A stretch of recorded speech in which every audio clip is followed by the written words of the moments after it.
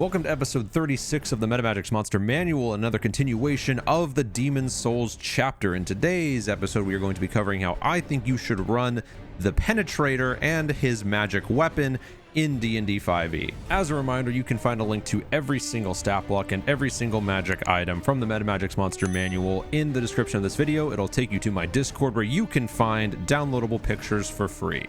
And if you want to see all these monsters and magic items run live in action, you can jump on over to my Twitch stream where I run weekly interactive D&D campaigns featuring all items and monsters from the Metamagix Monster Manual that you, the viewer, can influence. The link to that can also be found in the description.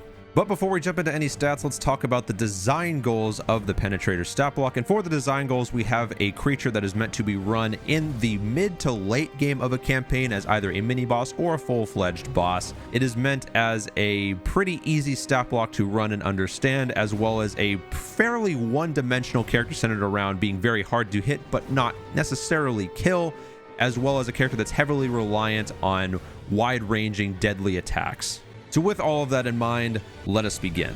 So this is the Penetrator, and to begin, the Penetrator is classified as a large fiend with the chaotic evil tag. He has an armor class of 18, 155 hit points, and a movement speed of 35 feet. For the stats, he has a very high strength at 20 with a 12 dex, 16 constitution, 10 intelligence, 14 wisdom, and 12 charisma.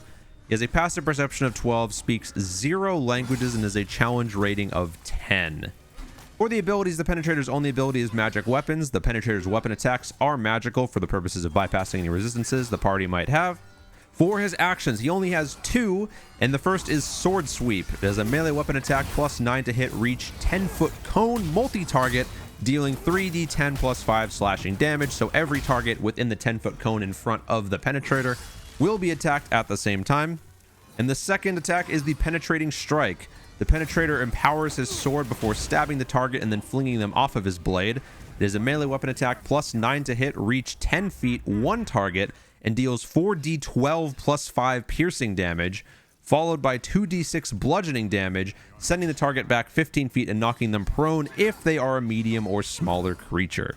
This attack was showcased at the beginning of the cutscene, so you should pretty much understand how this is supposed to be run. So your party has bested the Penetrator and want to collect their loot. They will find the Penetrating Sword. The Penetrating Sword is a very rare great sword that requires attunement. It is a long straight sword used by the Penetrator, one of the heroes of Boletaria. As the name states, its thrusts are especially powerful because of its irregular size. For a straight sword, it requires great strength and technique, hence why it is classified here as a great sword. It does 2d6 piercing damage, and you gain +2 to attack and damage rolls made with this weapon, and this weapon has the reach property, meaning it can be attacked out up to 10 feet rather than the normal 5 feet. Very simple yet unique weapon to run and give to your party, which again could just be given to them as the magic weapon itself, or you could have them forge it via the Searing Demon Soul, as we talked about in the Flame Lurker video. But guys, that is how I think you should run the Penetrator and the Penetrating Sword in DnD 5e. If you guys enjoyed this video and enjoyed the stat block, be sure to leave this video a like and leave any comments or questions you have about either of these down in the comment section down below. And we have a lot more Demon Souls content coming up very soon. We are getting pretty close to starting to cover the Archdemons, which are very complex in nature, so be sure not to miss any of those videos coming up very soon, guys. And until next time, have fun, stay safe, and as always, happy gaming.